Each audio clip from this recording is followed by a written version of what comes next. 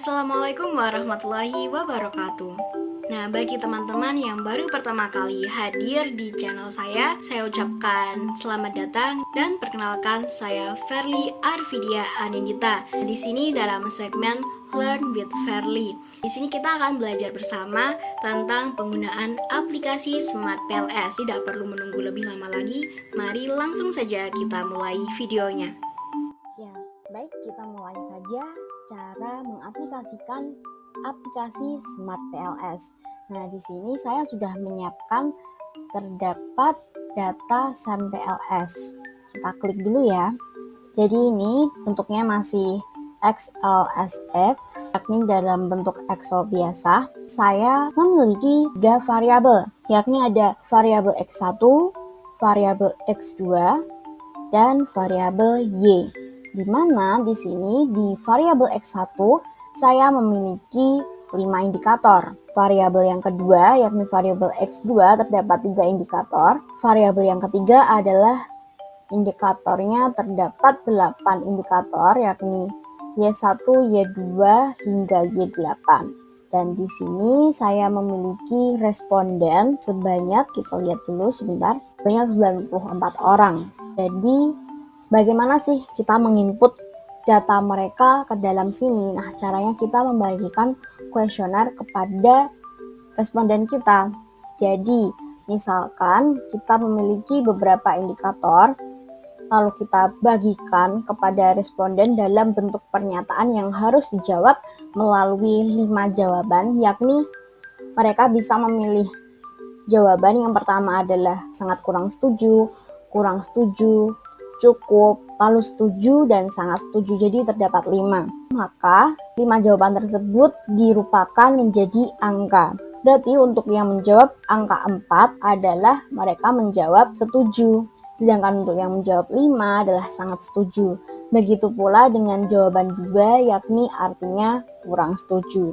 Begitu pula angka lainnya. Jadi mulai angka 1, 2, 3, 4, dan 5.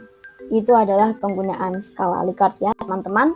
Mungkin kita bisa belajar tentang skala Likert atau pembuatan kuesioner di video selanjutnya apabila teman-teman ingin mengetahui juga bagaimana cara membuat kuesioner dari indikator yang ada dan dibuat bentuk-bentuk pernyataannya seperti apa untuk dibagikan ke responden seperti apa. Mungkin apabila teman-teman tertarik bisa berkomentar nanti di bawah ya, kolom komentar apakah teman-teman tertarik. Nah, kalau misal ada yang tertarik lebih dari 5, maka nanti Ferly akan bikin videonya. Nah, sementara kita belajar tentang bagaimana mengaplikasikan Smart PLS terlebih dahulu. Ini adalah cara paling dasarnya ya. Jadi kita belajar mulai dari awal. Nah, di sini tadi sudah Ferly siapkan hasil dari kuesionernya. Setiap data yang mau kita olah itu harus berbentuk, tatanannya berbentuk seperti ini dulu. Nah, setelah tatanannya sudah berbentuk seperti ini, sudah diatur sedemikian rupa, maka kita harus mengubahnya save as bentuknya menjadi, nah kita save dulu ya di sini. Kita save as. Nah, yang sebelumnya dari XLSX kita ubah menjadi CSV. Nah, setelah itu kita bisa save. Oke, yes. Nah, di sini sudah berubah data SAM PLS CSV. Kita akan membuka Smart PLS-nya ya, teman-teman. Jadi, ini sudah terbuka ya, lembar Smart PLS-nya. Kita mulai dari awal. Di sini kita bisa klik proyek baru atau dari file membuat proyek baru ya. Kita klik dari sini saja, proyek baru, kita klik. Nah, kita beri nama. Misalkan kita objeknya di PT ABC ya. Nah, kita di sini tidak menyebutkan nama perusahaan secara langsung, tetapi kita menggunakan nama tersebut untuk belajar saja. Jadi kita di sini belajar bersama mengenai aplikasi Smart PLS. Oke, kita klik. Nah, Di sini kita diminta untuk klik 2 kali untuk mengimpor data. Jadi Smart PLS-nya di sini saya buat untuk bahasa Indonesia ya pengantarnya, agar kita tidak kebingungan. Kita klik ya. Nah, di sini tadi yang bentuknya sudah CSV ya. Kita open, kita bisa memberi nama. Berikan nama yang sama juga ya, PT ABC, agar kita tidak kebingungan. Oke. Nah, setelah itu data tersebut akan masuk dalam Smart PLS ini. Setelah itu kita bisa klik yang ini, PT ABC. Kita klik 2 kali ya, pembagian bagan. Caranya, di sini saya memiliki 5 indikator dari X1. Kita drag ke bawah, lalu kita bawa ke dalam workspace ini. Kita lepaskan. Kita memiliki X1-nya apa? Kita bisa menggantinya dengan nama variabel kita. Misalkan X1, nama variabelnya adalah ya motivasi. Nah, kita oke. Lalu kita memiliki variabel yang kedua yakni X2. Kita drag, di sini ada 3 indikator. Kita pindah ke kanan. Nah, di sini kita beri nama juga. Karena ini X2, maka kita ubah namanya. X2 underscore. Nah, nama variabelnya apa nih kira-kira? Yang tadi motivasi, yang sekarang kita pakai pelatihan. Jadi ini untuk latihan saja ya teman-teman, tidak asli ada penelitiannya. Tapi nanti teman-teman bisa mengaplikasikannya langsung di penelitian teman-teman. Nah, dan yang ketiga di sini saya memiliki contoh Y, variabel Y, ada 8 indikator. Masukkan ke sini.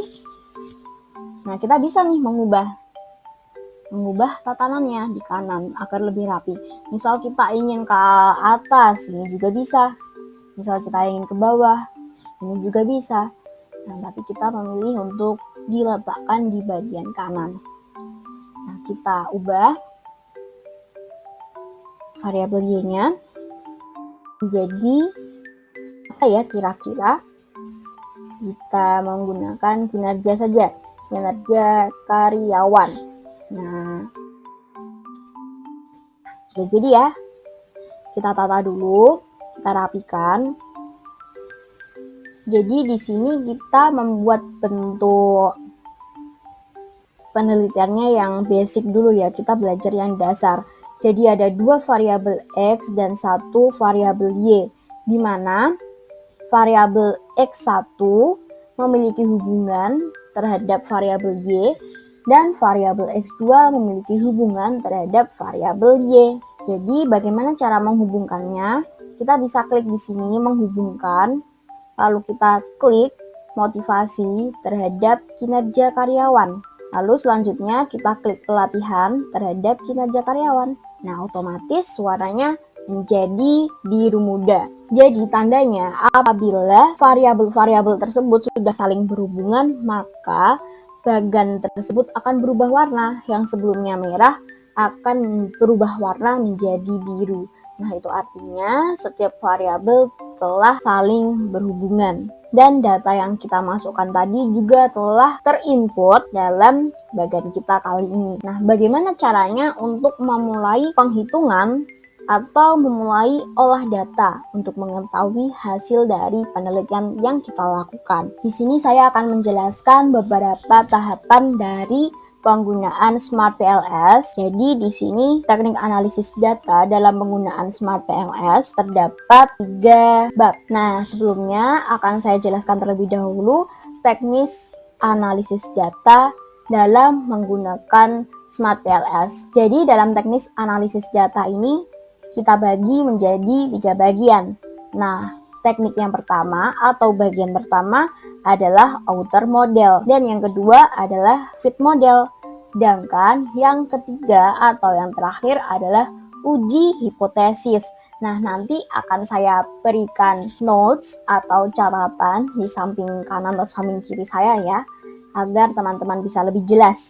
Nah, di outer model sendiri terdapat uji validitas dan uji reliabilitas. Sedangkan di inner model atau uji ketetapan model terdapat beberapa, yakni fit model itu sendiri, ada R-square, ada Q-square, dan yang terakhir dalam uji hipotesis juga terdapat 3 bagian, yakni uji T, p-values, dan juga original sample.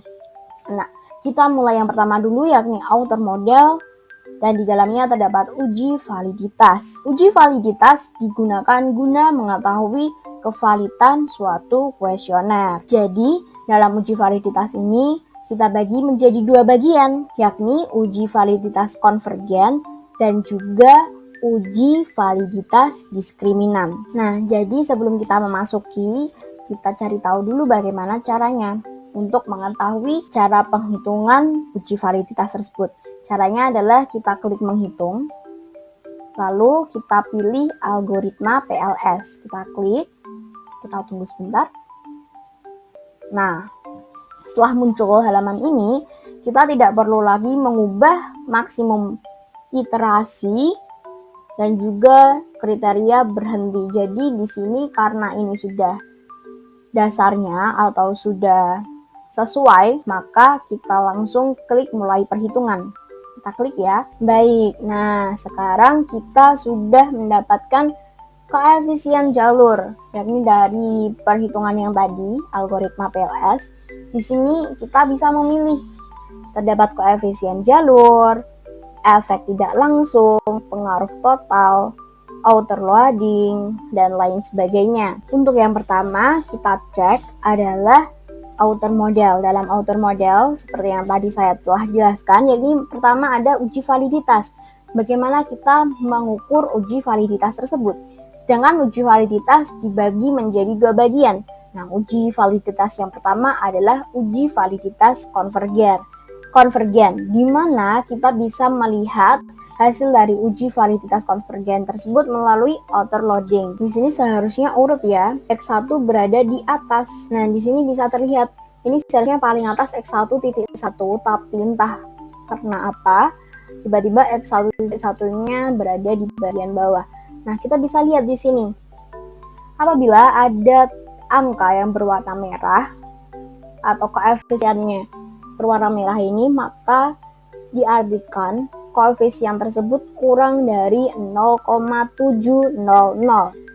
Nah, untuk itu apakah artinya apabila kurang dari 0,7, di sini terdapat pada indikator keempat pada X1 dan indikator ke-8 pada variabel Y. Nah, yakni koefisiennya hanya sebesar 0,6 sekian saja. Nilai indikator yang memiliki nilai di atas 0,70 maka memiliki arti bahwa indikator tersebut dinyatakan ideal dan sudah valid. Nah, apabila koefisiennya terdapat kurang dari 0,7, maka indikator ini itu harus dihapus. Karena apa?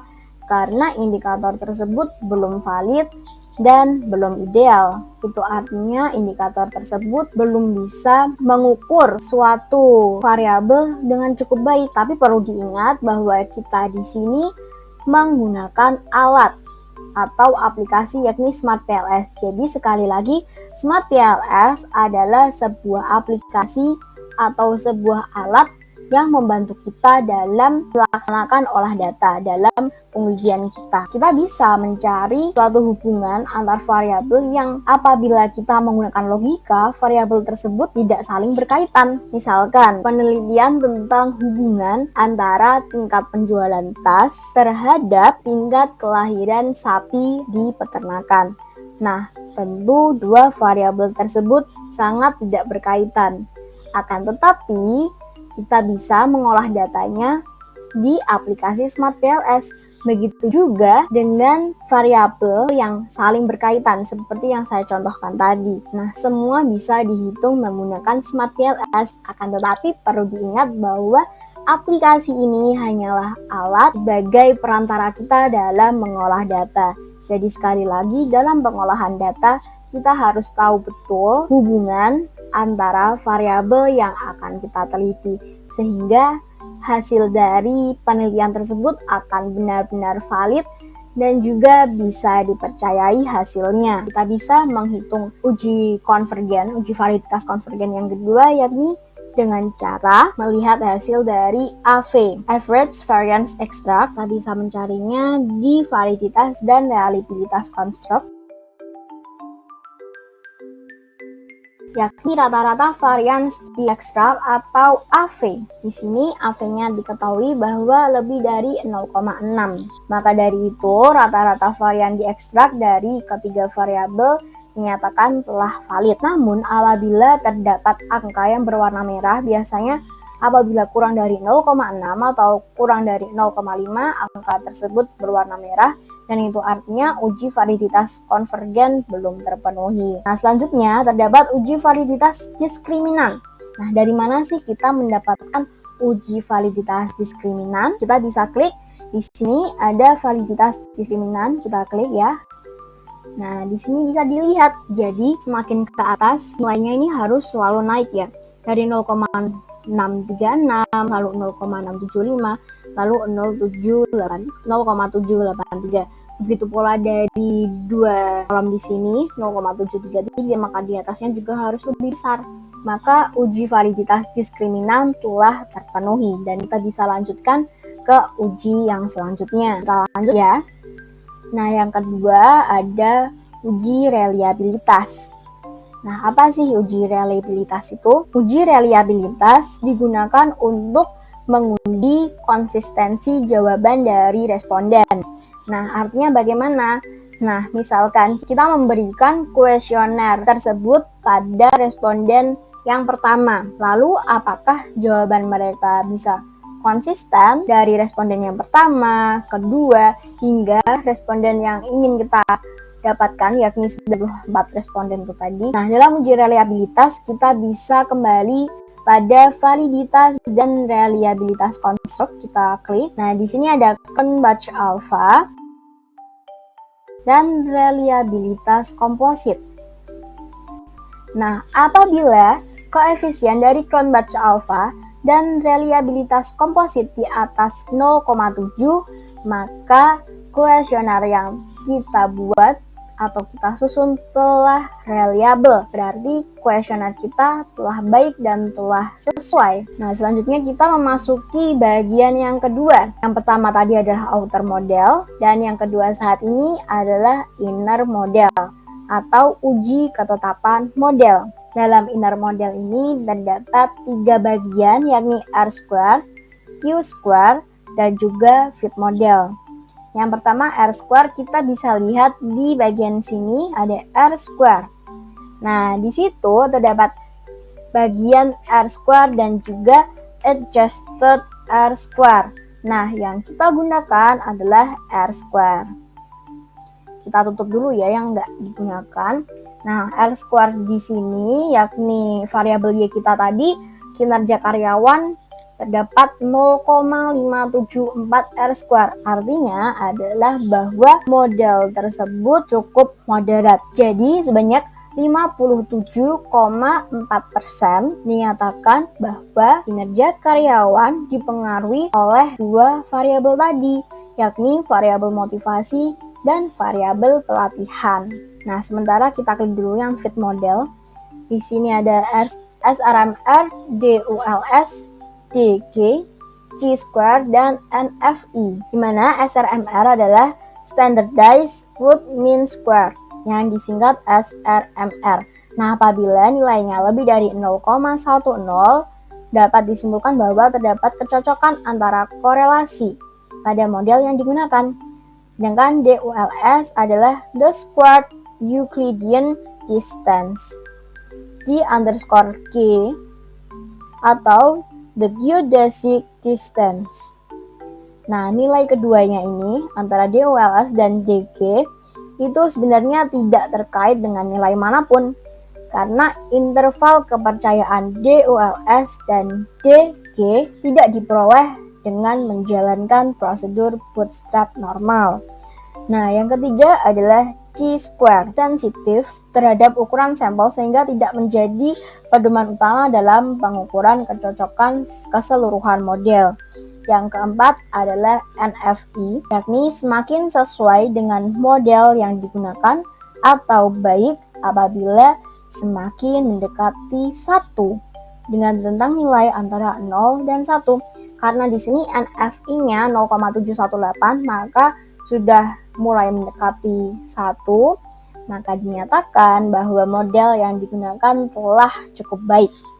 Seperti itu. Nah, selanjutnya kita masuk di Q-square. Bagaimana sih kita melihat Q-square? Kita kembali lagi di bagian ini, lalu kita klik menghitung, dan kita pilih blindfolding.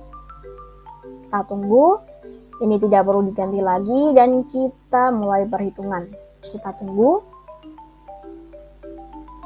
Baik, dan di sini telah kita temukan bahwa Q-square dari kinerja karyawan adalah 0,328. Q-square sendiri merupakan prediction relevance atau dari Stonecasers. Nah, dilakukannya pengujian ini guna melakukan validasi kemampuan prediksi model. Interpretasi hasil dari Q-square adalah Q-square lebih dari 0. Menunjukkan variabel laten eksogen baik atau sesuai sebagai variabel penjelas yang mampu memprediksi variabel endogennya menurut Ghazali dan Lathan tahun 2015. Nah, seperti itu ya penjelasannya teman-teman. Jadi dari uji inner model tadi terdapat Q-square, R-square, dan juga uji fit model. Dan sekarang kita memasuki uji yang ketiga dalam penggunaan atau teknis analisis data menggunakan Smart PLS ini. Nah, uji yang ketiga adalah uji hipotesis. Nah, uji hipotesis ini sendiri kita dapatkan dari cara menghitung. Kita klik bootstrapping. Kita tunggu. Nah, di sini sudah tidak perlu kita ubah lagi ya.